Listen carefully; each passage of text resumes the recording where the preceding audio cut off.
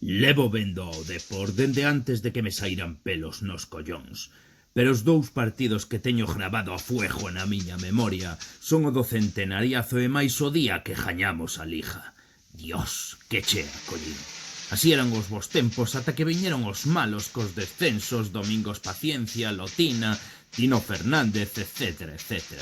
Entón cruzouse no noso camiño un tipo que tiña un ego máis grande que o de Cristiano Ronaldo e lle deu por mandarnos a segunda B sen deixarnos xogar a xornada unificada.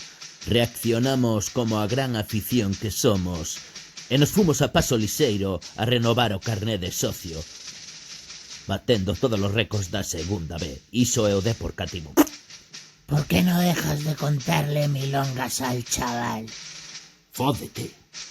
Por muchos socios que tengáis, seguís estando en la puta División B. Sois una mierda de equipo. Iso dilo por experiencia. ¿Qué quieres decir, turco de mierda?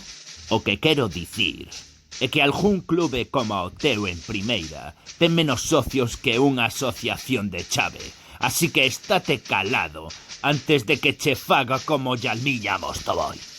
No hablarás tanto cuando me ría yo porque hayáis desaparecido. Aquí va a haber mambo. Agárrame o canuto, cativo.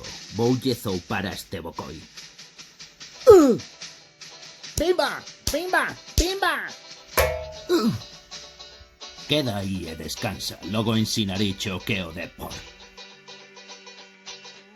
Al loro, neno, que tiene un pencho. Espera, voy a hacer unos cuantos filetes de deportivista. Te va a crujir. Tengo miedo.